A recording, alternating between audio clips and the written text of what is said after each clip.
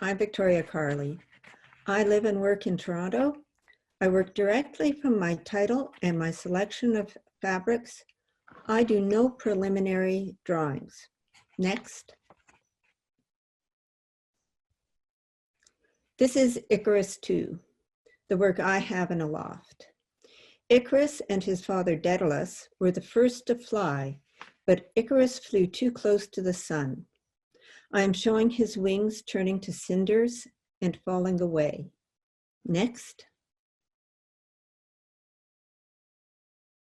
Was supposed to be the detail, but that's all right.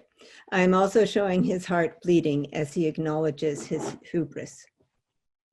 I work in a very traditional way.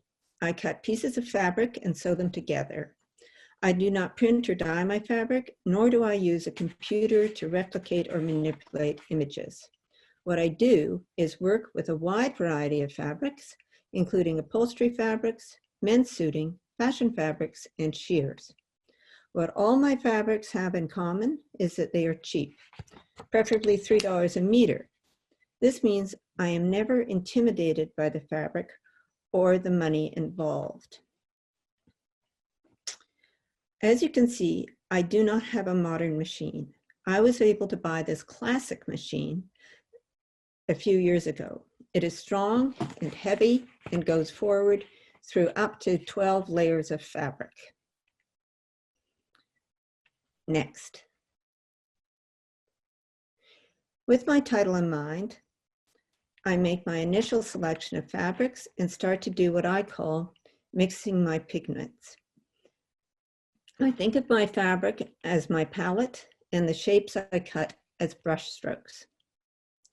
Quite often, I slash my work and sew it together off kilter to create dissonance. I will also put sheer fabrics over an area to subdue it.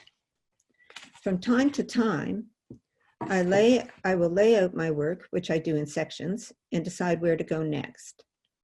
You can see this in this larger image. Where I go next is not necessarily adjacent to where I am working. Eventually, I sew sections together and decide how much embroidery to do. Again, in this image, you can see that I have started the embroidery ahead of finishing the piece.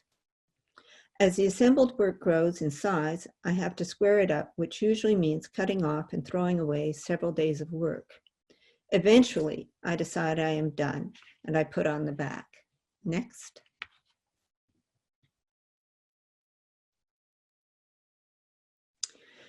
The work I have used to demonstrate my technique is Cerberus, the three-headed hound of hell.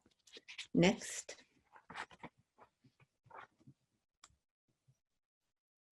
Again, we return to Icarus. My main inspiration is the Greek and Roman myths. At the beginning of each piece, I review the myth and the historic depictions. Next.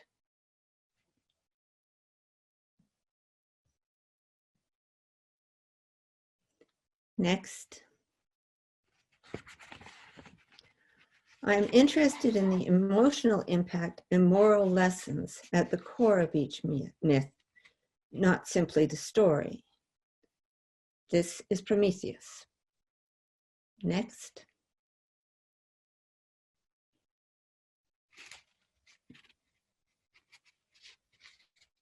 As I said at the beginning of this talk, I work in a very traditional manner.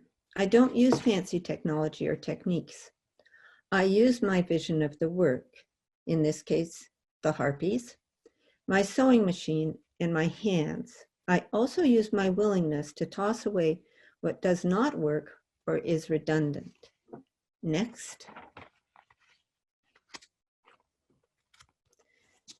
This is Medusa 2. Some of the myths are so interesting, I've returned to them more than once, as I have with Icarus.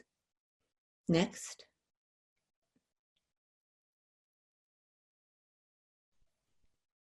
Next.